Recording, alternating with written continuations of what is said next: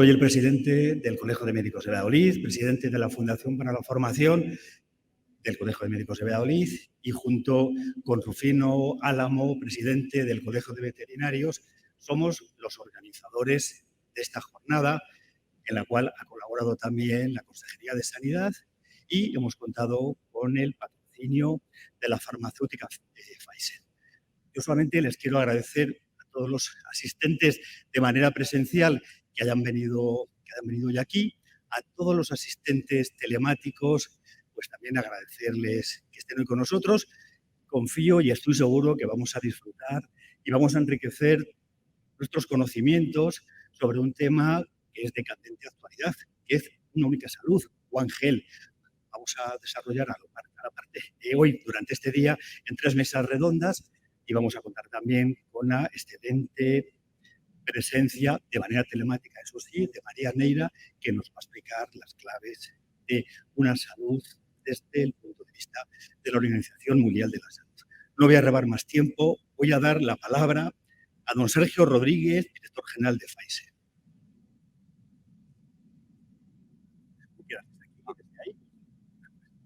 Gracias.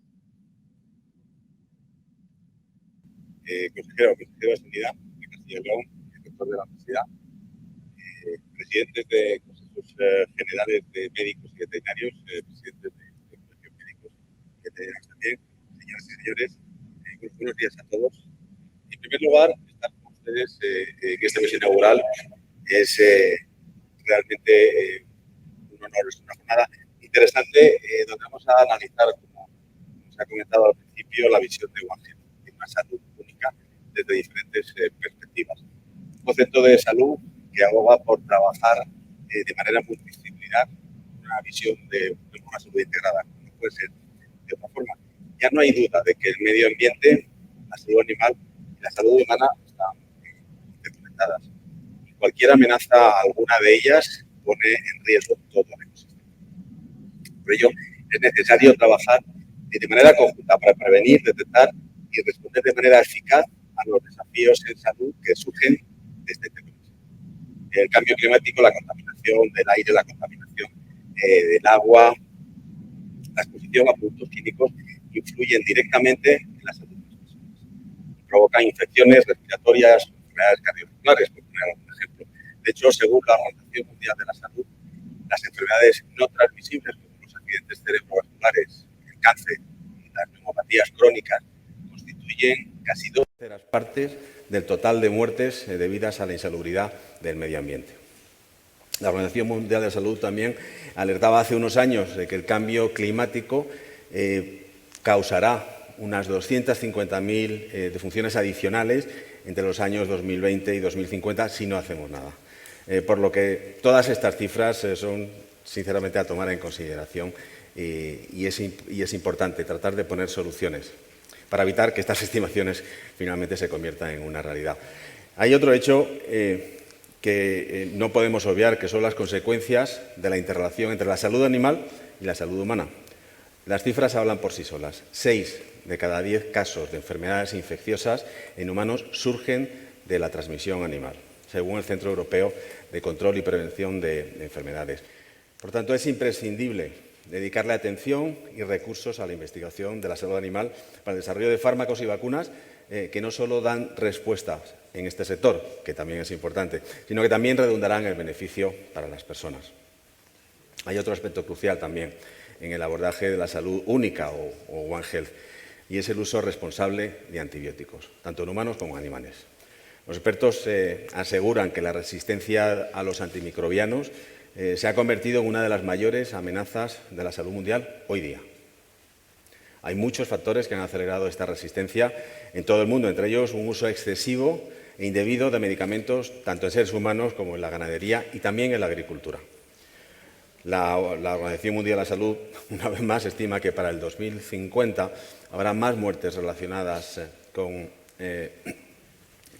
superbacterias resistentes que muertes relacionadas con el cáncer. Sin embargo, no podemos obviar que los medicamentos antimicrobianos, especialmente los antibióticos dirigidos a las bacterias, están entre los recursos médicos más apreciados.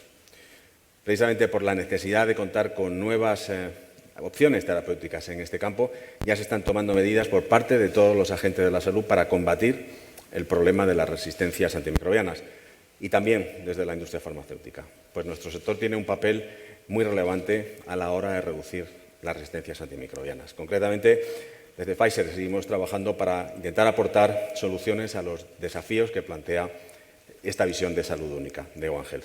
En la salud humana, a través de ciencia, investigando y desarrollando nuevos antiinfecciosos para ofrecer innovaciones que cambien la vida de los pacientes. Estamos comprometidos con el I+D de nuevos antimicrobianos, con el uso apropiado de los mismos y con la lucha contra las resistencias. Además de nuestro compromiso con el I+D, en este área apoyamos desde hace años ya, junto con sociedades científicas y médicas y las asociaciones de pacientes, la Semana Mundial de Concienciación de Uso de Antimicrobianos, en línea con las recomendaciones de la Organización Mundial de la Salud y del Ministerio de Sanidad. El objetivo es aumentar la sensibilización social sobre las resistencias a los antimicrobianos a través de campañas de información, fomentando la educación, la formación y la concienciación de la población de un problema que nos concierne a todos. En el cuidado del medio ambiente, desde Pfizer también apostamos por el uso eficiente de recursos naturales, compromisos globales y locales para reducir emisiones de gases de efecto invernadero y mediante un consumo responsable basado en las 3 Rs, en reducir, reciclar y reutilizar. Quiero finalizar ya resaltando 3 aspectos que creo que son fundamentales. En primer lugar, es necesario que todos los agentes implicados en esta visión de One Health tenemos que seguir colaborando y compartiendo sinergias e información. La colaboración es imprescindible, algo que yo creo que en estos últimos 2 años nos hemos dado cuenta todos. En segundo lugar, dedicar recursos a la ciencia y a la investigación, tanto en salud animal como en salud humana, para seguir descubriendo tratamientos y vacunas para prevenir y paliar enfermedades. Y por último, hay que seguir cuidando el medio ambiente, para tener de verdad un planeta sostenible que redunde en una mejor salud para todos. Muchísimas gracias y enhorabuena por la organización de esta jornada. Gracias.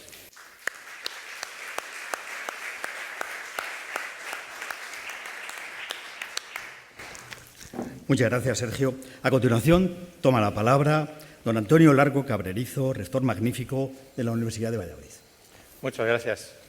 Bueno, yo como no especialista en la materia, mi misión aquí, mi papel principal es darles la bienvenida a la Universidad de Valladolid, que para ella es un orgullo acoger en sus instalaciones un congreso, una jornada como la que se va a celebrar.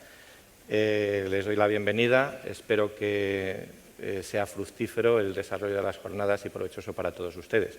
Es un privilegio estar conjuntamente presidiendo esta inauguración con el consejero de Sanidad de la Junta de Castilla y León, con Sergio Rodríguez, director general de Pfizer España, y, por supuesto, con el presidente del Colegio de Médicos de Valladolid y médico de atención primaria, José Luis Almudí.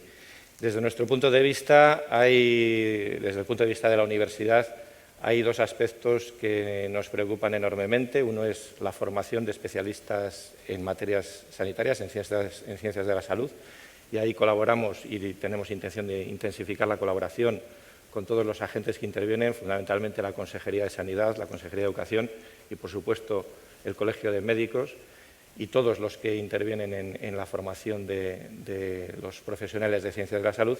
Y otro es la investigación y la innovación y el desarrollo de transferencia de conocimiento hacia la sociedad, que es pues, quizá lo que concita hoy esta reunión. Por eso creo que es muy acertado, tal y como manifestaba Sergio Rodríguez anteriormente, el que se haga una apuesta en común desde un punto de vista global, con una visión holística del problema de la sanidad, con todos los factores que intervienen, que por supuesto fundamentalmente la sanidad humana, pero todo lo que nos rodea interviene también a sí mismo y por lo tanto pues la salud animal, la salud medioambiental, todos los factores medioambientales pues son muy importantes y cada vez nos hemos dado cuenta, la naturaleza nos está llevando a darnos cuenta, nos está forzando a darnos cuenta de lo importante que es tener esa visión global. Y por lo tanto, pues lo que creo es que es un acierto el que se celebren puestas en común como esta para un problema tan importante para la sociedad, que se focalice desde distintos puntos de vista, de distintas perspectivas, y todos sumando y contribuyendo para beneficio de la sociedad. Así que felicitar desde la Universidad de Valladolid a los organizadores por desarrollar la iniciativa y por seguro el éxito que va a tener lugar a través de la misma, y desearles a todos ustedes que su participación en estas jornadas pues sea provechosa y fructífera. Y como ciudadano y también responsable de una institución, pues agradecerles sinceramente a todos los que están en el ámbito de ciencias de la salud, en el ámbito sanitario, agradecerles la labor que hacen no solo hoy, sino día a día, con su trabajo y con su esfuerzo. Muchísimas gracias a todos.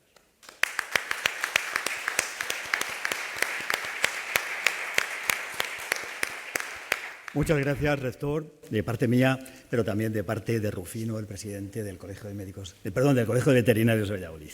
Y a continuación toma la palabra don Alejandro Vázquez, consejero de Sanidad, que va a ser el encargado de inaugurar esta jornada.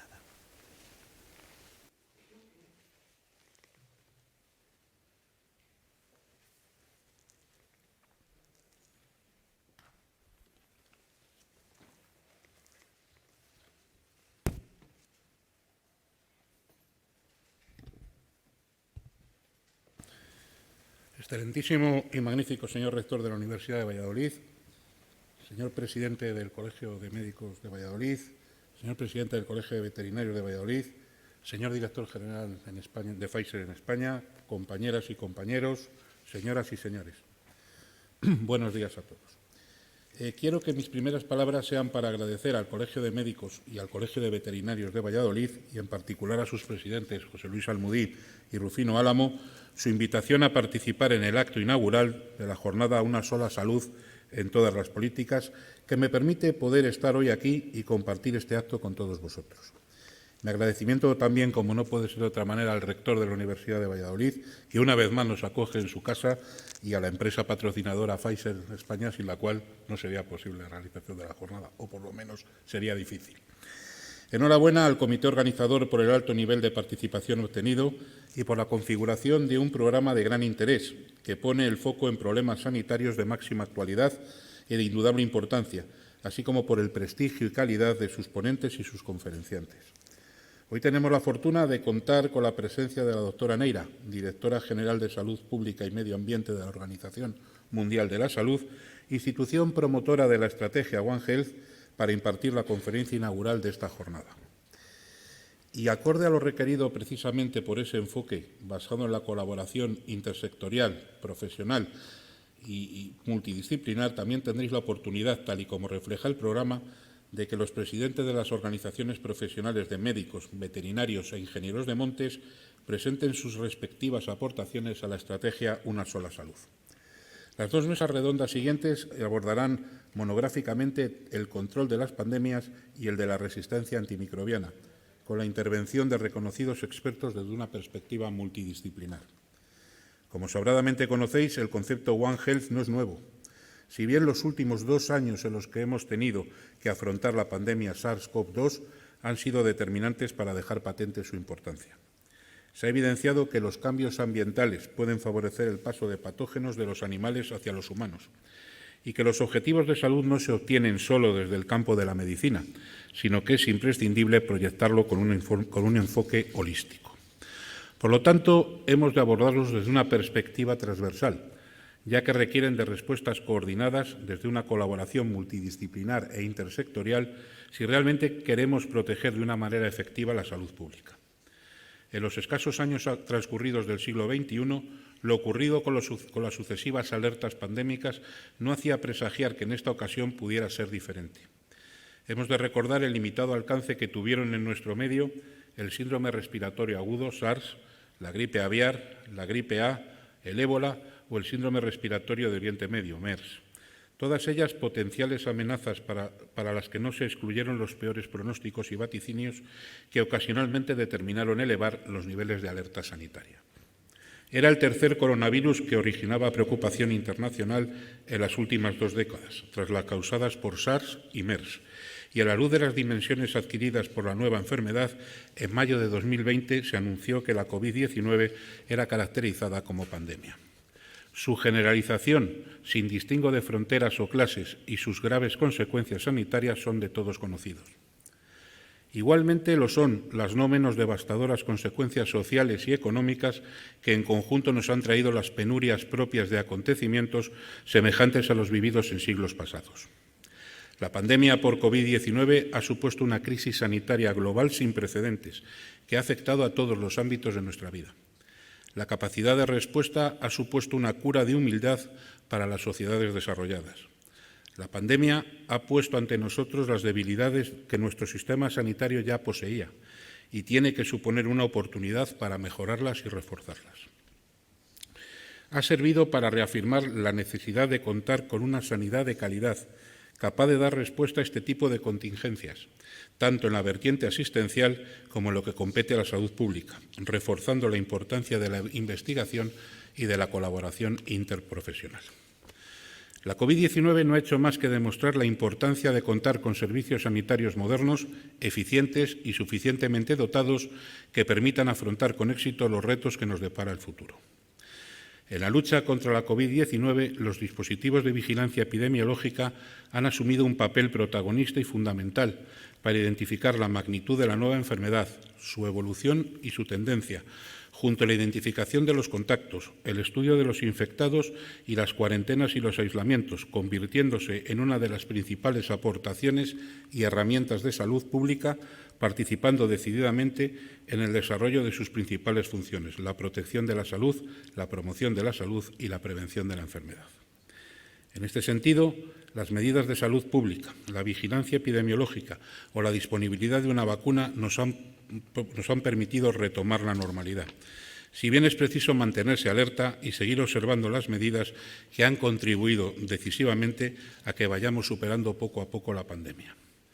Y es que, en este nuevo contexto, las enfermedades infecciosas han vuelto a tomar protagonismo, justo cuando el cambio del patrón epidemiológico ponía la atención en las enfermedades crónicas y degenerativas, en una sociedad cada vez más longeva y con mayor carga de cronicidad. Por lo tanto, esta situación en la que confluyen las enfermedades infecciosas y personas con sistemas inmunes senescentes lleva aparejada frecuentemente la utilización de tratamiento antibiótico, cuyo uso correcto reduce significativamente la morbimortalidad, aunque, sin embargo, de todos es conocido que su uso inadecuado conlleva la generación de resistencias que, al carecer de alternativa terapéutica, resultan letales.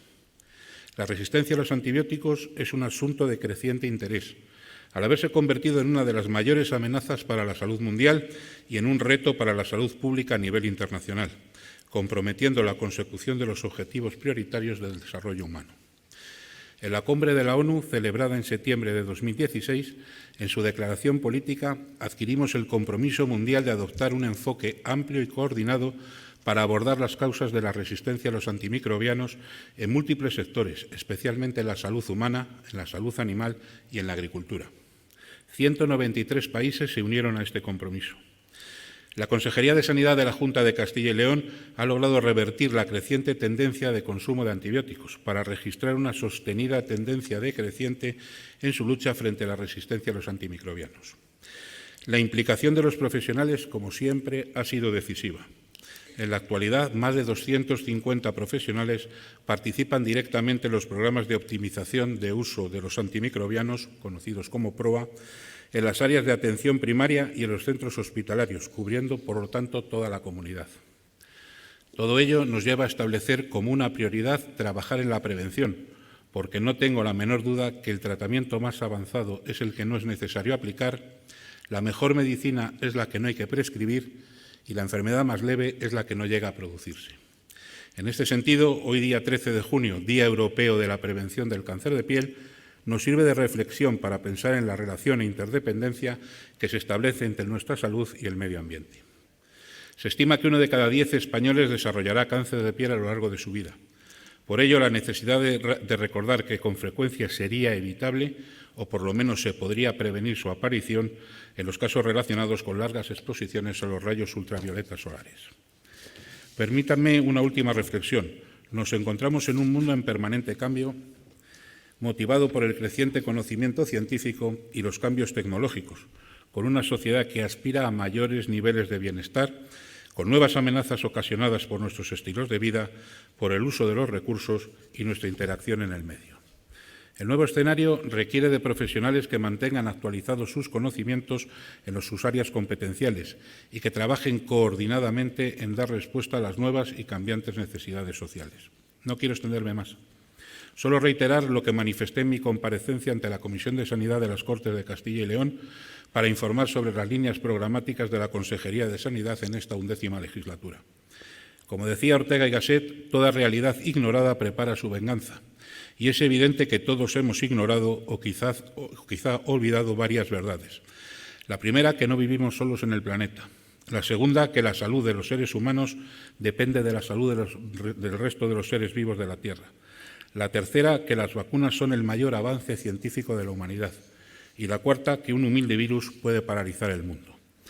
Estoy seguro de que la jornada será enormemente fructífera y solo me resta agradeceros a todos la participación y reiterar mi felicitación a los organizadores. Y declaro inaugurada la jornada Una sola salud en todas las políticas. Muchas gracias.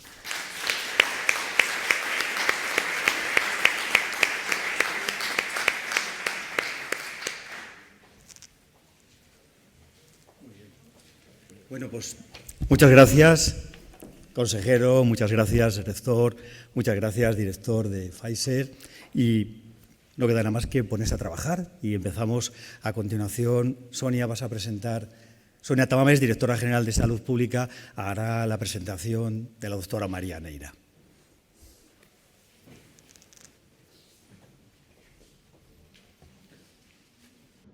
Gracias a las personas que estáis en presencia física y a las personas que estén conectadas a través del streaming. Yo voy a hacer una brevísima introducción a esta ponencia magistral.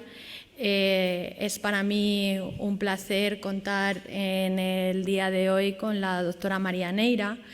Ella es una de tantas españolas internacionales, asturiana de nacimiento, que tiene un inmenso bagaje en materia de salud pública a nivel internacional y que en la actualidad dirige el Departamento de Salud Pública y Salud Medioambiental de la Organización Mundial de la Salud. Estoy seguro de que todos hemos tenido oportunidad de escuchar varias de sus intervenciones con motivo de la reciente pandemia de la COVID-19, pero a mí, que provengo, como muchos de este foro sabéis, de un ámbito más relacionado con la vacunación, me gustaría destacar que cuando se hacen inauguraciones en materia de vacunación es habitual que se diga que las vacunas son uno de los avances más importantes después de la potabilización de las aguas, y esa coletilla de después de la potabilización de las aguas que hemos normalizado con casi diría que muchas veces inconsciencia sobre lo que estamos diciendo, es lo que precisamente se va a poner de manifiesto a lo largo de la jornada de hoy. El ser humano tiene una interfaz con el mundo animal, con el mundo vegetal y con el medio ambiente que no nos permiten en las políticas sanitarias abstraernos del estado de salud de esos entornos que nos rodean. Y es realmente para nosotros un placer que sea la doctora María Neira responsable a nivel internacional de la visión macro de en qué consiste una salud y cuáles son esas interrelaciones, que sea ella quien nos vaya a hablar en el día de hoy sobre este particular. Muchas gracias, doctora Neira, por estar esta mañana con nosotros, y cuando quiera tiene la palabra. Muchísimas gracias, directora general, señor consejero, autoridades, colegas, participantes. Permitidme llamaros colegas a todos. Estamos en un ambiente de salud pública, así que me imagino que estamos todos luchando por la misma causa y tenemos todos la misma misión. Un saludo muy afectuoso desde nuestra sede en Ginebra. Empieza a ser ya foco y lugar donde se celebran ya reuniones presenciales. Hace apenas un par de semanas tuvimos la Asamblea Mundial de la Salud, que se celebró de forma presencial con una asistencia récord de ministros de salud, de participantes de todos los países. Por supuesto, la delegación española estaba también muy presente y con resultados que espero, bueno, nos permitan a todos avanzar en esta agenda global de salud pública tan importante que tenemos entre manos. Deciros que estoy, siempre que tengo la oportunidad de hablar con profesionales de la salud, en este caso el Colegio de Médicos, pero profesionales de la salud en el sentido más amplio de la palabra, para nosotros es siempre una grandísima satisfacción porque es la manera de juntar esfuerzos, de asegurarnos de que vamos todos en el mismo camino y que empujamos en la misma dirección y que de esa manera esperamos tener cada vez más resultados y más positivos. He visto en el programa que tengo casi una hora, espero que no voy a usar toda esa hora hablando, me gustaría mucho más, si os parece oportuno, que diera unas pinceladas globales y que después, si queréis, pudiéramos tener la oportunidad de tener un diálogo o un turno de preguntas y estaría encantada, si puedo, de mantener ese diálogo, más de teneros una hora entera pendientes de una presentación y esperando que no sea demasiado aburrida, ¿no?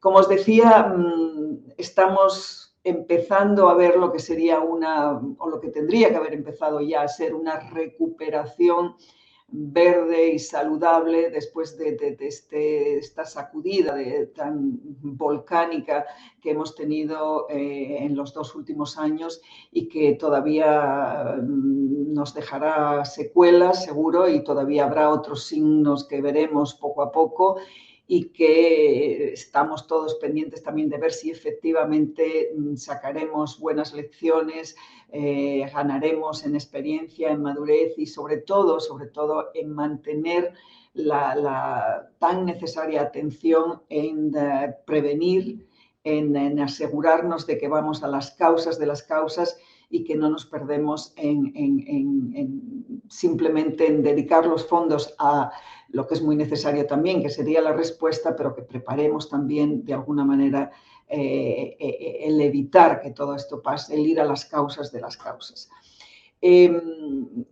Hace poco tenía la oportunidad de hablar con colegas que trabajan en enfermedades respiratorias y les explicaba qué hace un endocrinólogo como yo, porque yo soy médico en Oviedo y luego me especialicé en endocrinología y era un endocrinólogo muy vocacional. Yo hice endocrinología porque desde muy pronto en la carrera esto del feedback, de que las hormonas dieran una señal a nuestro sistema endocrino y que éste regulara la secreción de las mismas de una manera tan racional, me parecía una manera estupenda de ver la medicina, muy holística, muy racional y pensando que cuando desajustas algo o cuando ajustas algo va a haber un desajuste por el otro lado, ¿no?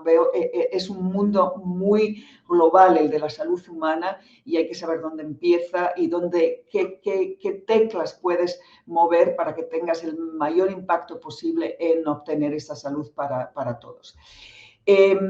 ¿Por qué un endocrino termina en salud global o en salud pública?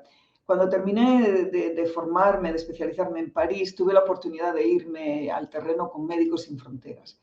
Y con toda mi ilusión, con toda mi pasión, con esas ganas, ¿no? de servir y de tener un impacto en lo que había aprendido y poder demostrarlo en un campo de refugiados y atendiendo a esa población.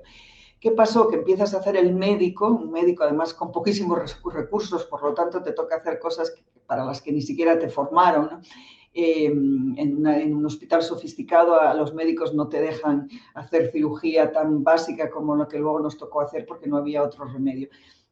Pero en fin, cuando pasas 2 semanas atendiendo regularmente a niños con unos ataques de asma brutales e inesperados, cuando tratas partos complicados y entiendes que a lo mejor si se hubiera hecho una preparación al parto mejor no llegaríamos a esa situación, ahí vas a ver en qué condiciones viven en ese campo de refugiados.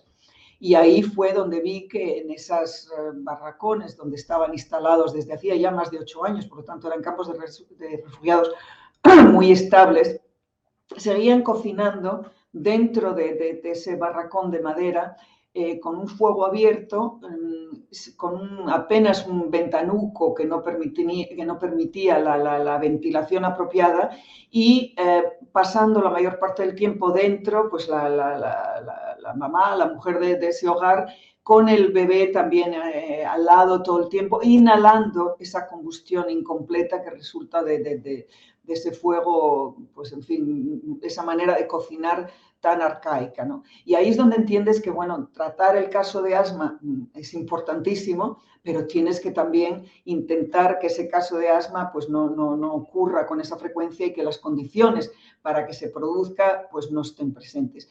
En fin, montamos un programa para que se pudiera cocinar fuera, en una cocina común, pero mucho más ventilada, con una eficiencia de la combustión mucho mayor, y cosas que evidentemente en la Facultad de Medicina no me habían preparado para ellas, ni en el Hospital de París, pero que de alguna manera nos dictaba también el sentido común, ¿no? Que había que evitar esa exposición a ese humo que salía de esas cocinas. Y permitidme que os cuente esta anécdota, porque para mí esa fue la manera que descubrí la salud pública, de forma muy intuitiva. Había que tener un programa de formación de parteras tradicionales, porque ellas nos iban a ayudar a anticipar esos problemas que luego veíamos a la hora del parto y esa mortalidad materna infantil que teníamos. Por supuesto, había que poner en marcha programas de vacunación que ya estaban en marcha y que ha mencionado la directora general, la importancia de las campañas de vacunación, un instrumento de los que la comunidad de salud pública nos podemos sentir orgullosos desde hace muchos años. Y, por supuesto, también verificar si el agua potable y el saneamiento, o sea, que hubiera un sistema de alcantarillado, porque muchas veces hablamos de agua potable, pero no vemos que el acceso al agua potable, si luego la dejas en casa sin cubrir, sin proteger, puede tener una recontaminación, y si además luego no tienes una eliminación de excretas adecuada. Todo eso lo aprendí de forma, como digo, intuitiva, de forma pragmática, de forma brutal también, aunque luego hice el máster de salud pública. Os tengo que confesar que donde yo aprendí salud pública de verdad fue en un campo de refugiados, aunque no tengo ningún diploma que lo pueda demostrar, pero fue esa confrontación con la realidad la que me hizo entender que podemos tener un sistema curativo muy sofisticado, muy avanzado, tecnológicamente el mejor, con los mejores profesionales, pero no podemos perder de vista tampoco dónde empieza la enfermedad, dónde empieza la salud en realidad, dónde podríamos tener todo ese impacto tan fundamental que de alguna manera a lo mejor en el camino de los profesionales de salud lo hemos perdido. Yo crecí en una ciudad pequeña, bueno, relativamente pequeña, con mineros, con muchos mineros, hombres de 30 y pocos años que tosían de una manera realmente dramática, ¿no? No puedes imaginarte una persona tan joven con esa situación en sus pulmones, relacionado, claro, con la silicosis a las que muchos de ellos desgraciadamente estaban ya afectados, y en una población donde el médico, que había un médico muy conocido que paseaba evidentemente por la ciudad y se paraba a reñir al propietario de una tienda, por ejemplo, porque tenía fuera agua y que atraía mosquitos, o que había un agujero y entonces la gente podía caer. Era un médico, pues a lo mejor un viejo estilo, era un médico fantástico, pero que se ocupaba muchísimo también del entorno, de dónde vivíamos, de cuáles podrían representar los peligros para nuestra salud o la falta de oportunidades para que esa salud se desarrollara. Si os cuento todo esto es porque me parece cuando más experiencia vas adquiriendo, más te vas dando cuenta de que lo esencial tiene que seguir siendo lo esencial y que a lo mejor nos hemos perdido en lo esencial y que tendremos que ahora la comunidad de salud pública, la comunidad de salud en general, tenemos un papel muy importante en lo que va a pasar a partir de ahora y que no podemos dejar de jugarlo. Yo sé que tenemos, todos los profesionales de salud en general tienen un trabajo extremo, están siempre sometidos a condiciones pues, de mucho, incluso estrés, de mucho trabajo y con una responsabilidad muy importante, pero me temo que tenemos que añadir una más a nuestro trabajo y es la recuperación, la promoción de cómo vamos a hacer este desarrollo económico, social y que va a tener tanto impacto en la salud. Apenas comenzó la pandemia, desde mi departamento dirigimos un trabajo que luego se ha usado mucho en la OMS, que se llama el manifiesto, un manifiesto para la recuperación verde, saludable y justa.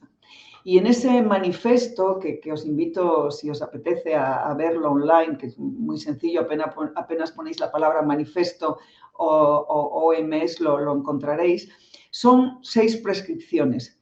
Dimos 6 prescripciones y además utilizamos esa palabra prescripciones porque nos parecía que era un momento crítico para liderar desde el punto de vista de salud global lo que podía ser esa recuperación, esas inversiones que los gobiernos iban a hacer en un momento tan clave, en un momento donde había tanto interés en la salud pública y en la salud en general.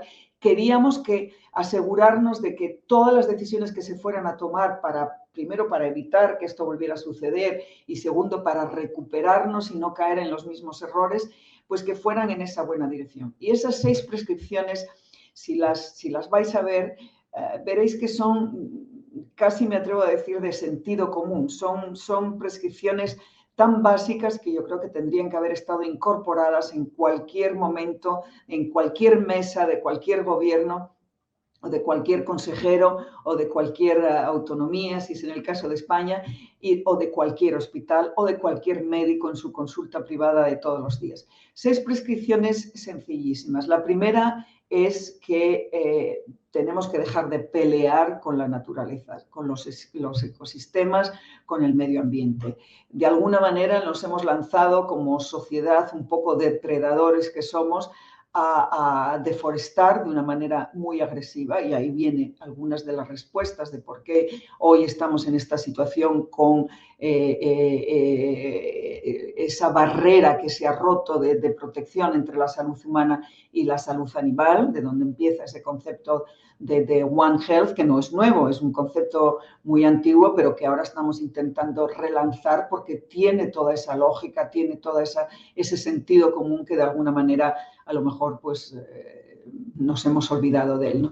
Entonces, esa batalla que estamos llevando contra los ecosistemas, esa destrucción sistemática, ¿no? de millones de toneladas de plásticos que terminan en los océanos, millones de toneladas de contaminantes que terminan en el aire que respiramos, todavía una proporción altísima de habitantes de este planeta no tienen acceso a ese agua potable, no tienen acceso a saneamiento, no tienen acceso a una mínima legislación de cuáles son las sustancias químicas que se pueden verter en un río y que contaminan el agua, o qué pasa con la gestión de los residuos, las basuras y los plásticos, en fin, todos esta lucha y esta actitud un poco depredadora que estamos teniendo con los ecosistemas, esa destrucción de la biodiversidad en la que no ganamos nada, vamos solo a perder.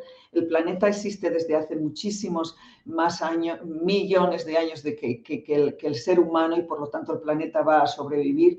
Los que estamos a riesgo de no sobrevivir somos nosotros, y no quiero ser apocalíptica, pero está claro que en esta batalla con la naturaleza, si hay un perdedor, vamos a ser nosotros. Claramente los ecosistemas, el medio ambiente puede ir mucho más allá y tiene mucha más capacidad de la que tenemos nosotros para sobrevivir en condiciones hostiles. Así que si como sociedad profesional sanitaria, médico-sanitaria, en todo el sentido más amplio de la palabra. Incluyo a todas las profesiones, por supuesto, enfermeros, enfermeras, médicos, todos los técnicos, en fin, todas las disciplinas que tienen que ver con la salud pública global, que son muchísimas, todos los grandes profesionales de la salud que han estado tan relacionados y tan envueltos en responder cuando había una crisis que era más allá de una crisis de salud pública, era una crisis social, una crisis económica y una crisis sanitaria. Y ahí habéis estado en primera línea los profesionales de la salud en el sentido muy amplio de la palabra. Incluyo a todos y, por supuesto, veterinarios, farmacéuticos, técnicos de laboratorio, los que hacen formación, los que hacen toda la higiene de los hospitales, la gestión de residuos, todos los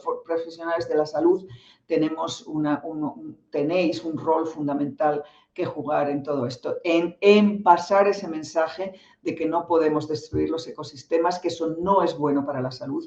Esa sería la primera recomendación que tenemos que dar todos los días en cualquier entorno que tengamos, desde un hospital hasta una consulta privada, hasta en casa, en la familia, en el bar y en el restaurante, y cuando nos juntamos con amigos, pasar ese mensaje de que hay que ser mucho más cuidadosos con el medio ambiente, en pequeños gestos y en grandes también, en cómo usamos nuestro vehículo privado, qué tipo de energía y cómo tenemos una eficiencia energética en casa, en fin, dar un poco ese modelo, esa liderazgo y con el ejemplo a lo mejor conseguimos mover y movilizar a partes de la sociedad que creen en nosotros.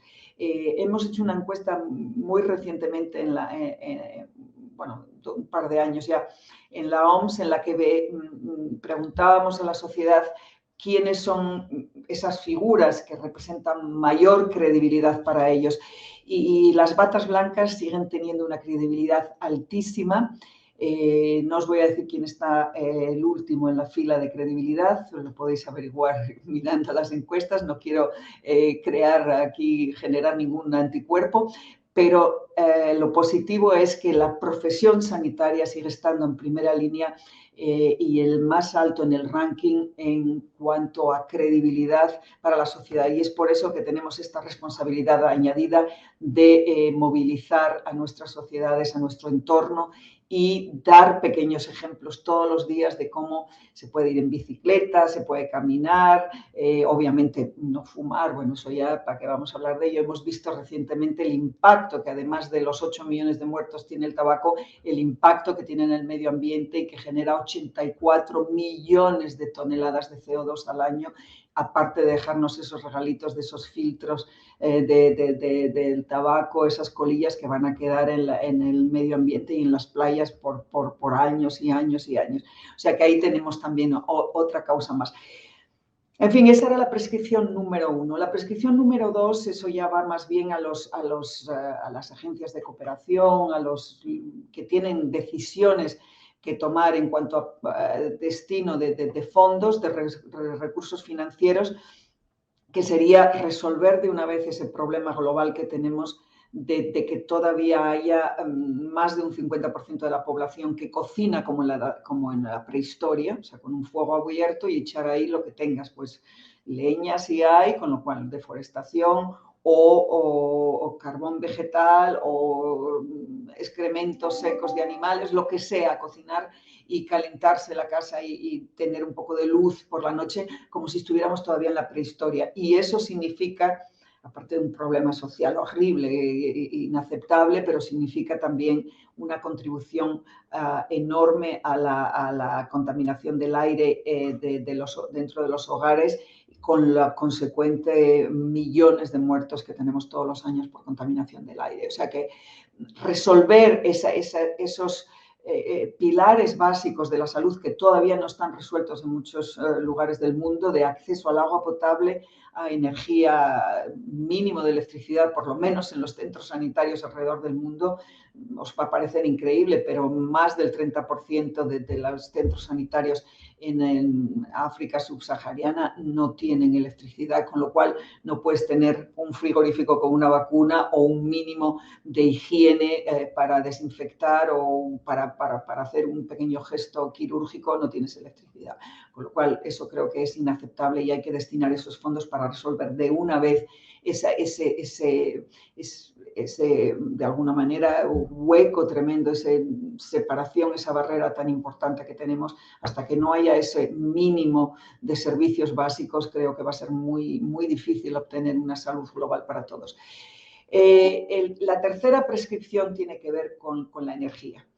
Yo sé que también esto parece que nos queda un poco fuera de nuestro terreno, de nuestra línea de confort, ¿no? de lo que sería nuestro mandato, pero así como en su día el acceso al agua potable, al agua limpia o la promoción de las vacunas estuvo muy presente en nuestra comunidad de salud, de profesionales de la salud a nivel global. Han sido los profesionales de la salud los que han empujado para que hubiera mayor acceso a agua potable o alcantarillado o saneamiento, higiene, porque sin eso no había salud. O sea, que cuando después de la Segunda Guerra Mundial se puso en marcha el Plan Marshall, nadie discutió que una de las inversiones más importantes que tenía que hacerse en Europa para reconstruir después de la guerra era claramente el alcantarillado y el agua potable. Y con eso podía llegar otro tipo de medidas, otro tipo de prevención de enfermedades que era muy importante. Y ahí, en esa promoción de la importancia del agua potable, claramente los profesionales de la salud han estado muy presentes. Bueno, pues ahora nos toca en la promoción de energía limpia. ¿Por qué? Porque tenemos todos los años 7 millones de muertes prematuras, inaceptables, dolorosas, horribles, debido a la exposición al aire contaminado. Es absurdo. O sea,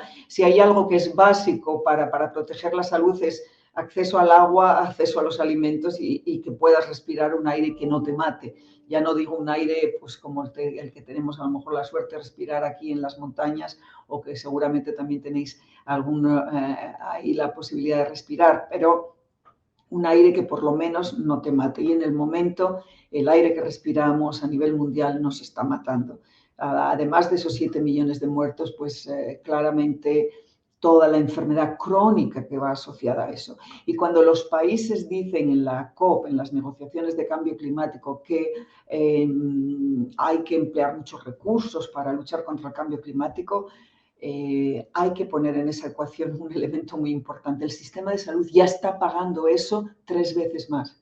O sea, los subsidios que se dan a los combustibles fósiles sobrepasan el coste que luego tenemos que pagar a nivel global el sistema sanitario para curar, para tratar esas enfermedades crónicas causadas por esa exposición a la contaminación del aire. Así que el argumento económico no sirve, porque estamos ya gastando muchísimo más en externalities, no sé cómo se dice en español ahora, de lo que estamos invirtiendo en dar subsidios o no invirtiendo en cambio climático. Para luchar contra el cambio climático, ya el sistema de salud global lo está pagando. Así que ese elemento hay que incluirlo también en la ecuación económica cuando se habla de qué recursos son los necesarios.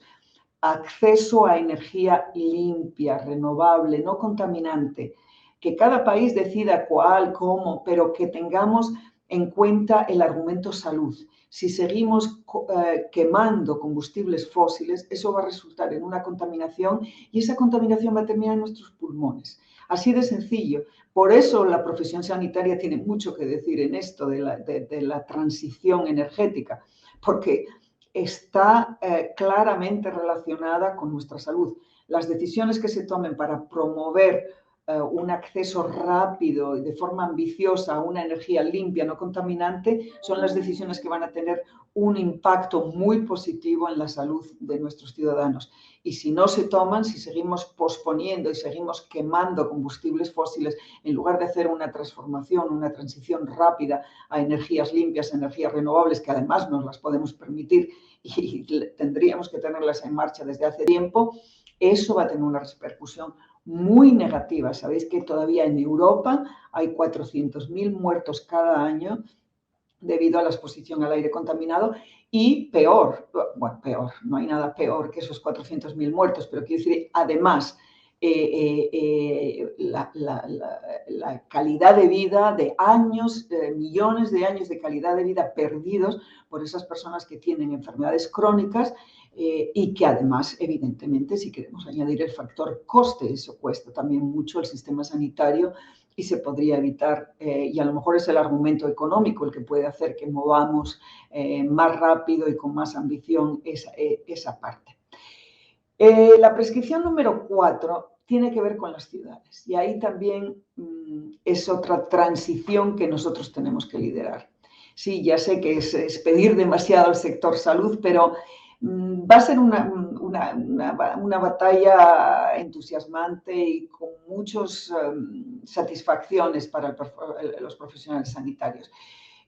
Muchos de vosotros vivís en ciudades, en urbes que están pues a lo mejor mal planificadas, pero mal planificadas porque se planificaron para coches, no para humanos. Mal planificadas porque tenemos unos niveles de contaminación muy altos, de contaminación del aire y contaminación acústica, tenemos accidentes porque no hay accidentes de tráfico porque son los coches los que dominan todo, no podemos caminar, con lo cual no podemos tener una actividad física y por lo cual tenemos una vida más sedentaria y esto facilita pues evidentemente la aparición del síndrome metabólico, de enfermedades crónicas que tienen que ver con ese sedentarismo y con esa falta a lo mejor de acceso a alimentos más saludables, menos caros dentro de esas grandes urbes. En fin, hay grandes esfuerzos en este momento de mejorar nuestras ciudades, hacerlas más vivibles, que se pueda caminar, que pueda haber una interacción social, que también es fundamental para nuestra salud mental y que pueda pues, reducirse esos niveles de contaminación en todos los sentidos, que reciclemos, en fin, que tengamos una vida y unas condiciones que faculten que nuestra salud se pueda promover en lugar de estar simplemente tratando la enfermedad, promover esa salud. Las ciudades, los núcleos urbanos van a ser un laboratorio fundamental para eso. Sabéis que en este momento hay más del 50% de la población mundial que vive en urbes, en ciudades, y en apenas 15 años será el 70% de las poblaciones mundiales que estarán en esas ciudades. O las planificamos de forma saludable o terminaremos remendando y cosiendo permanentemente los daños hechos por ese tipo de planificación, de mala planificación. Así que en la transición a una energía renovable, limpia, no contaminante, moderna, en la transición a una planificación urbana saludable, se nos espera, tenemos que estar... tenemos que trabajar con arquitectos, con los que planean nuestras ciudades, urbanos, obviamente la Consejería de Sanidad, trabajar con la Consejería de Planificación o en fin, en cada lugar tiene un nombre distinto, ¿no? Los alcaldes van a tener un rol fundamental. Los alcaldes van a ser nuestros ministros de salud locales. Ellos tienen esa capacidad intersectorial, ¿no? De mejorar ese sistema de transporte público, de hacerlo pues, que responda más a esas necesidades del ciudadano para disuadirlo de que no use tanto el coche privado, de que nos ayude a que en nuestra ciudad podamos tener niños que tengan espacios verdes donde ejercer un mínimo de actividad física. Ya no digo instalaciones deportivas, eso sería también fantástico, pero sobre todo espacios verdes donde podamos caminar, que la ciudad no sea agresiva con el ciudadano y tan bondadosa con el coche, ¿no? Como es hasta ahora, sino que sea al revés, que sea muy pensada para el ciudadano y que el coche tenga un papel muy secundario porque tenemos un transporte público que responde a esas necesidades de movilidad que tenemos los ciudadanos. La quinta prescripción sería nuestros sistemas de producción de alimentos.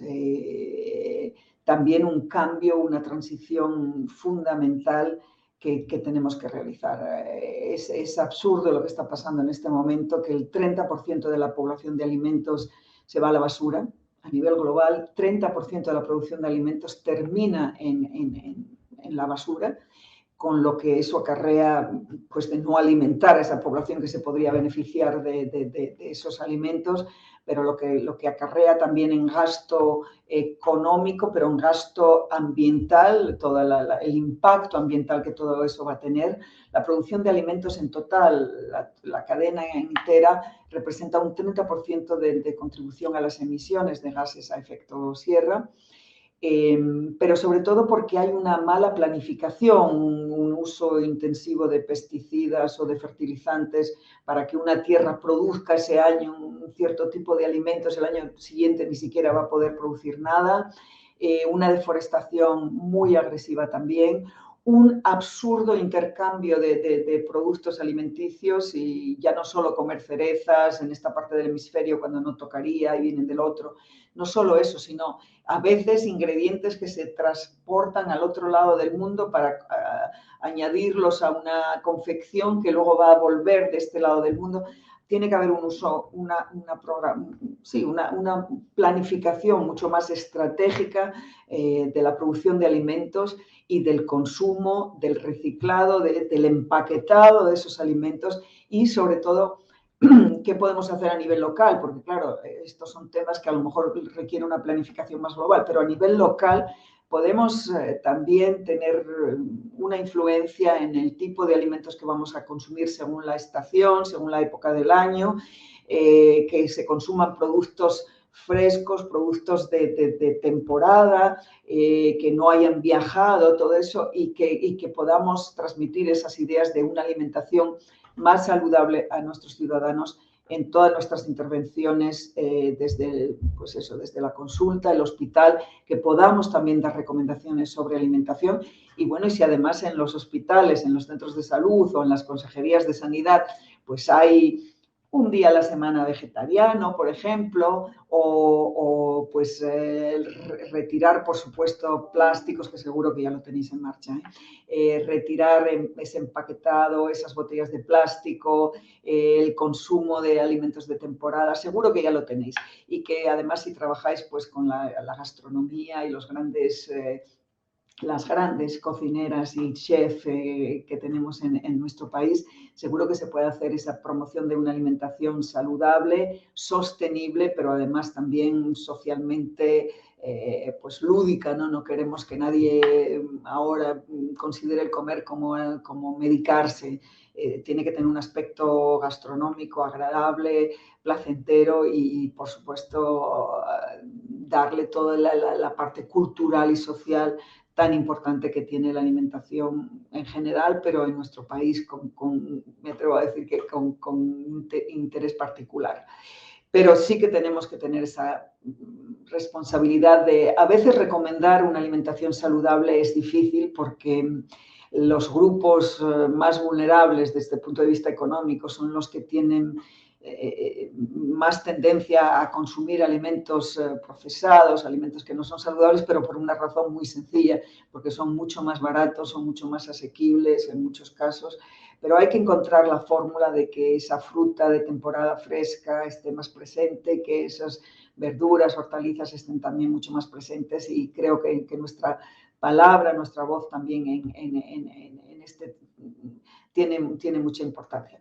Y la última prescripción, ahí ya a lo mejor cae un poco fuera de todo esto, pero que lo sepáis, ¿no? Que los gobiernos siguen dedicando, los gobiernos a nivel mundial siguen dedicando unos recursos inaceptables a dar subsidios a combustibles fósiles, cuando con eso se podría subvencionar a lo mejor avances en tecnología, o en acelerar esa transición a energías renovables limpias, ¿no? Que nos beneficiarían tanto. Y como decía, son 400 billones de dólares los que se gastan en subvenciones, subsidios a combustibles fósiles, y el sistema global de salud a nivel global gasta 5 trillones en cuidar, en tratar, en responder a esas enfermedades causadas por la combustión la combustión de esos combustibles fósiles. O sea que realmente hay algo que falla en esa ecuación, que no es muy inteligente, que tendremos que corregir entre todos. Unos minutos más para contaros qué estamos haciendo sobre cambio climático, sobre One Health y cómo están relacionadísimas, por supuesto, estas dos agendas, ¿no? El One Health es un concepto, como os decía antes, me atrevo a decir, de salud pública pura y dura, básica, así como lo es el cambio climático, en el sentido de que todo lo que se haga para luchar contra el cambio climático, en el fondo, si lo analizáis bien, es una agenda de salud pública pura y dura, porque de lo que se trata en el luchar contra el cambio climático es reducir esas emisiones contaminantes y por lo tanto tienes que usar energías limpias, tienes que tener un transporte más sostenible, tienes que tener una producción de alimentos más sostenible, tienes que estar atento también a esas desigualdades tan tremendas que tenemos en nuestra sociedad, tienes que promover entornos más saludables, tienes que reducir la contaminación que viene de los coches, en fin, son al final las recomendaciones que seguramente desde Salud Pública haríamos exactamente las mismas, aunque no fuera dentro del contexto de cambio climático. Por eso yo siempre digo que la ejecución del Tratado de París, o sea, el poner en marcha el Tratado de París de cambio climático, sería el mejor tratado de salud pública que pudiéramos tener, financiado por otros sectores y del cual la salud se podría beneficiar enormemente. Y por eso tenemos que ser muy conscientes de qué significa la lucha contra el cambio climático y cómo esto tiene que ver con la salud y con el One Health que queremos promover.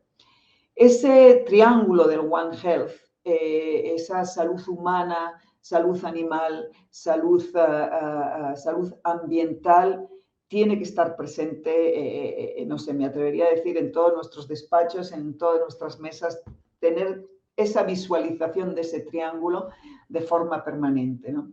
De cómo todo está interrelacionado. Es como cuando das un medicamento para tratar, no sé, a un diabético, tienes que tener en cuenta otras condiciones de salud que va a desajustar, que vas a tener que compensar, y ningún médico va a dar un medicamento sin pensar cuáles van a ser las consecuencias. Tenemos que tener ese approach, este acercamiento tan holístico, tan de sentido común que solíamos tener las profesiones sanitarias, también entenderlo en el ámbito del One Health, ¿no?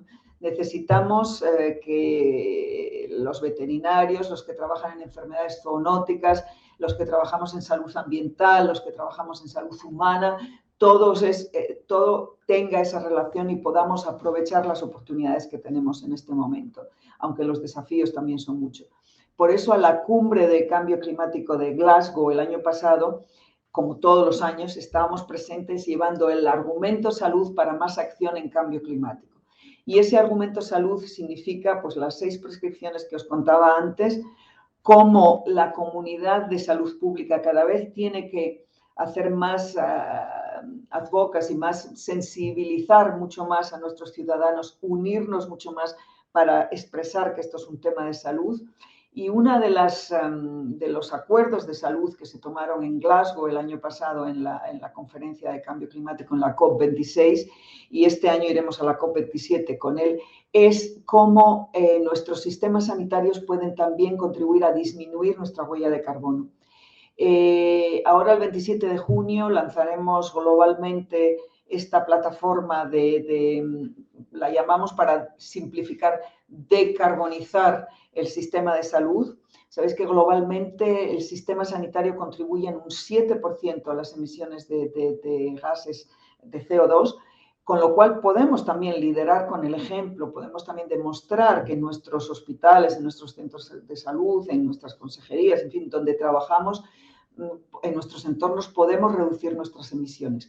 Vamos a crear esta plataforma para ver cómo se puede reducir el empaquetado, el uso en los medicamentos. Eso estamos negociando obviamente con las compañías farmacéuticas para que reduzcan también esos plásticos, ese empaquetado a veces excesivo. Cómo podemos en los hospitales trabajar para reducir esa huella de carbono, que en el fondo va a tener unas ventajas no solo claramente, no solo para el medio ambiente, sino para la salud y para la economía. El sistema británico nacional de salud se compromete a la neutralidad carbono para el 2040. Es un desafío importante, pero va a haber mucho intercambio de experiencias que vamos a facilitar. Sé que muchos hospitales están poniendo en marcha esta decarbonización del sistema sanitario. Obviamente esto funciona en los países de ingresos medios y altos. Los países de ingresos bajos no solo no tienen que hacerlo, sino que ni siquiera están contribuyendo a esa huella de carbono porque ni siquiera tienen electricidad, muchos de ellos, y por lo tanto no consumen ni contribuyen a esa huella de carbono. Pero si en nuestros hospitales verificamos el sistema de alimentación en el restaurante, en lo que se sirve a los pacientes, el tipo de empaquetado, de distribución, el transporte al hospital, el tipo de energía que se usa, la eficiencia energética que tenemos, en fin, va a haber todo un sistema que primero podemos hacer la evaluación del impacto de esa huella de carbono y basándose en esa evaluación cuánto queremos reducir y cuánto nos comprometemos a eso. En la COP en Egipto, la COP27 que se va a celebrar en Egipto en noviembre, vamos a llevar ya creo que bastante en marcha este plan, así que si os interesa estaríamos encantados de que esto fuera como una especie de bola de nieve, ¿no? que se fuera generando cada vez más interés y ya no es solo por reducir la huella de carbono, es concienciar, es sensibilizar, es pensar en el One Health Approach, porque en el fondo haciendo eso estás pensando en el One Health Approach de cómo la salud ambiental tiene mucho que ver con la salud humana también, ¿no? Y vamos a llevar también, y ahí es donde me gustaría también que os animéis y que contribuyáis si os apetece. El año pasado llevamos 45 millones de firmas de profesionales sanitarios diciendo que hay que acelerar esta lucha contra el cambio climático porque representa nuestra mejor arma de One Health, porque representa una oportunidad de promover todas esas intervenciones que van a reducir ese impacto negativo que tenemos en nuestra salud y porque tenemos mucho que ganar, sobre todo en esas 3 transiciones de las que hablaba. Tenemos mucho que ganar en dietas más saludables y, por lo tanto, mejor alimentación y reducir todo este impacto tan negativo que tiene el riesgo para la salud tan importante que significa el no tener un acceso a una dieta saludable. Los beneficios van a venir también de esa reducción de la contaminación del aire y, por lo tanto, podremos beneficiarnos de esa reducción dramática en el número de muertes tan elevadísimo que tenemos en este momento por la contaminación del aire. Y el tercer beneficio va a venir de toda esa estructura de transformación a nivel de las ciudades, donde podemos ver beneficios en la reducción de enfermedades no transmisibles, las crónicas, gracias a una actividad física más importante, menos vida sedentaria y, una vez más, reducción de la exposición a contaminación del aire. O sea que tenemos mucho que ganar o mucho que perder en esta batalla, pero vamos a tener que estar muy presentes como, pues, dando ejemplo, promoviendo esta importancia del One Health Approach en todas las políticas en cuanto podamos, en cualquier oportunidad que tengamos, a nivel institucional, a nivel privado, pensar siempre en esa influencia tan importante y credibilidad que tiene el sector, los profesionales de la salud. Y 3, porque vamos a tener que también poner en marcha nosotros muchas iniciativas, tenemos esa responsabilidad de, además del trabajo curativo, estar presentes en la prevención primaria de todas estas enfermedades en la que nos jugamos tantísimo. Y bueno, cuento con vuestra voz, con vuestro ánimo, con vuestro entusiasmo, con vuestro compromiso, que sé que lo tenéis, y con que podamos cada vez más expander este mensaje, distribuirlo y asegurarnos de que ganamos cada vez más adeptos y que este movimiento de profesionales de la salud que tenga esta estrategia clara de la importancia del One Health, de Health en todas las políticas. Esta es una frase tan utilizada, la de Health en todas las políticas, ¿no? Salud en todas las políticas.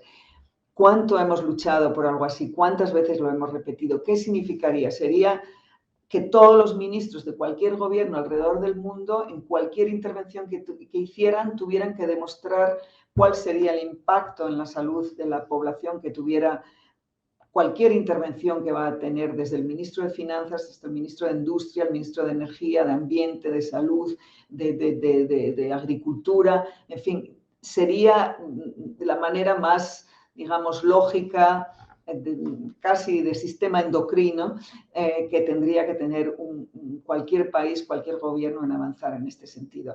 Son tiempos difíciles, no cabe duda, y no solo por la pandemia. Pensamos que la pandemia era de las cosas peores que nos podía suceder, pero bueno, me temo que dicen que lo negativo siempre nos puede dar muchas sorpresas. No quiero ser pesimista ni mucho menos, tenemos que ser patológicamente optimistas, todos tenemos esa responsabilidad de encontrar las soluciones. Obviamente no podemos simplemente describir el problema y dar la evidencia científica de él, sino que tenemos que usarla para trasladarlo a recomendaciones políticas, a recomendaciones incluso legislativas en algunos casos. El Reino Unido, por primera vez en el certificado de defunción de una niña que murió hace 10 años por unas crisis de asma muy agudas y muy particulares, por primera vez reconocen el certificado de defunción de esa niña como causa de muerte la contaminación del aire. O sea, pone asma, pero como primera causa, contaminación del aire. Y reconoce que el papel de los médicos ha sido muy importante. En los hospitales estabilizaban a la niña cuando tenía esas crisis de asma, pero esa niña volvía a residir en un barrio de Londres, en su casa, donde la contaminación en la calle donde ella vivía era altísima y bueno, este caso está representa un precedente jurídico importante que utilizaremos evidentemente en muchos niveles y que significa que la salud va mucho más allá de los hospitales. La salud empieza en casa, en la calle donde vives, en el trabajo, en cualquier ámbito donde estás, y nosotros pues nos ha tocado tener un papel seguramente importante, de mucha responsabilidad, pero positivo, y que ojalá que entre todos podamos cambiar y mover esta salud única, One Health, en todas las políticas, y que empiece a ser cada vez más una realidad y que esos fondos de inversión vayan en la buena dirección y no a hacer subsidios a algo que luego nos está matando. Muchas gracias a todos. Quiero pararme aquí porque ya me parece que os he aburrido demasiado y bueno, ojalá si queréis alguna pregunta o un diálogo y sobre todo espero no haber sido demasiado densa. Muchas gracias por la invitación, muchos éxitos en la presentación y gracias por impulsar en esta dirección, porque esta es la dirección que necesitamos. Gracias a todos. Muchas gracias a usted.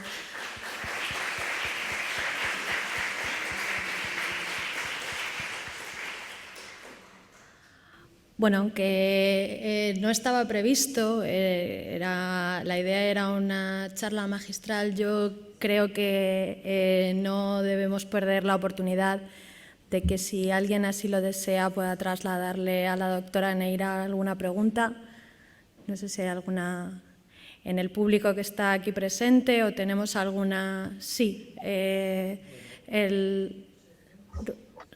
¿está encendido el micrófono? Sí, el doctor Rufino Álamo. Meramente, desde luego, agradecer la intervención magistral. Y bueno, pues surge alguna duda, es decir, que si habitualmente los profesionales sanitarios, no sé si se me escucha, doctora Neira, sí se oye, perfecto. La idea es que si tradicionalmente los profesionales sanitarios en este último periodo se ha estado trabajando para eso que se ha llamado estilos de vida saludable, esto que viene a incidir de forma directa en la prevalencia de las enfermedades crónicas y degenerativas, y sin embargo el éxito a la luz de los resultados está siendo, pues si cabe, claramente pues mediano, por decirlo de algún modo, ¿verdad? debido a la continua prevalencia.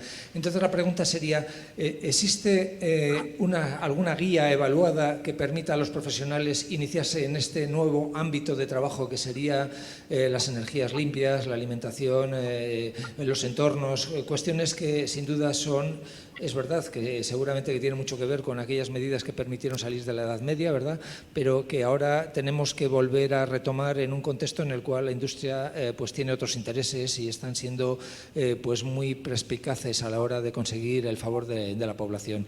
Y entonces se trataría de ver si hay algún tipo de guía evaluada que nos permita ser efectivos en ese nuevo mensaje a trasladar a la población, nuevas tareas, en un momento en que los profesionales están, por otro lado, pues fatigados tras la pandemia, e integrar nuevos conocimientos deben de ser digeribles y, desde luego, muy eficaces, que sean motivadores tanto para la población como para los profesionales.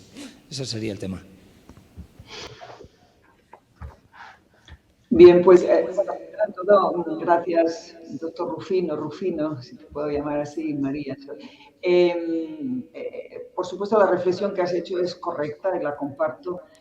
Los profesionales de la salud tienen normalmente muchísimas tareas, han sufrido ahora durante la pandemia grandes esfuerzos y su capacidad se ha visto puesta, en fin, en evidencia, y seguramente con un desgaste importantísimo en cuanto a la energía que los profesionales de la salud pueden dar. Han trabajado de una manera increíble. Hay que seguir con esa batalla de que se destinen más recursos a la sanidad. No cabe duda de que se os refuercen las capacidades, de que haya más profesionales que trabajen, en fin, y seguir invirtiendo en salud. Creo que esa es la mejor inversión que un país puede hacer, invertir en tecnología, en salud y en profesionales de la salud, sin ninguna duda, investigación. Con respecto a la salud pública, a la prevención primaria, a los estilos de vida saludables, una guía evaluada. Bueno, en cuanto al acceso a la energía, hay, como sabes, un objetivo de desarrollo sostenible, un SDG, que es el 7, que es el que evalúa el acceso a energía, creo que se llama exactamente sostenible, moderna, asequible, en fin, renovable. ¿Qué ocurre? Dentro de ese objetivo de desarrollo del milenio hay un indicador que tiene que ver con nosotros, y de hecho la OMS es la agencia custodia para ese indicador. Y ese indicador ve cómo estamos accediendo a energías limpias en el mundo, qué porcentaje de población, cuánto se ha avanzado, cuánta población todavía usa combustibles para cocinar o para calentarse, o sea, en el hogar, que no cumplen esos requisitos necesarios para proteger la salud. O sea que sí hay un indicador muy preciso, muy claro, de acceso a ese combustible y de acceso a esa energía limpia en el hogar, y que tiene que ver con el impacto en la salud.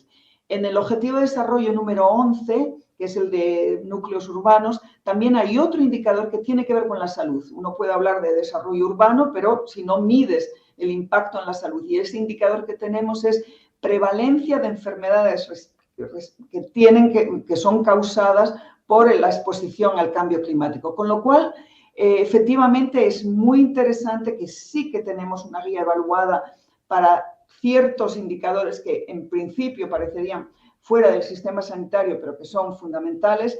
Y, por otro lado, tenemos los Objetivos de Desarrollo del Milenio y, como decía, vamos a cuantificar los beneficios para la salud que van a venir de la ejecución de la Agenda de Cambio Climático.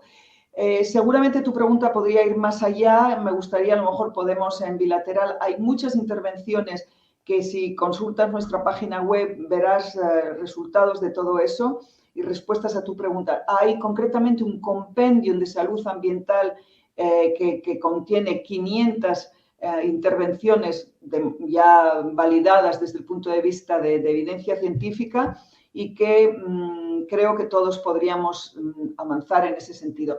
Las enfermedades no transmisibles siguen siendo la epidemia de este siglo, aunque haya otras epidemias en este momento que nos atraigan más la atención, pero claramente esas enfermedades crónicas siguen siendo el gran desafío que tenemos y para el cual va a haber que dedicar muchos recursos en la prevención.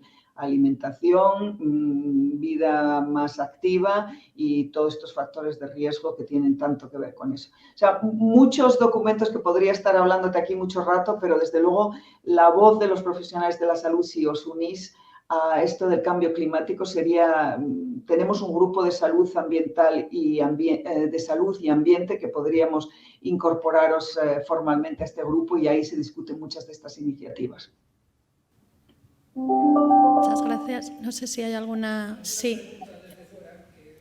Sí. ¿La podemos leer? Sí, hay dos intervenciones. Las cifras de mortalidad de otras enfermedades infecciosas como tuberculosis y malaria son muy superiores a las de COVID-19. ¿Por qué esto no se comunica así?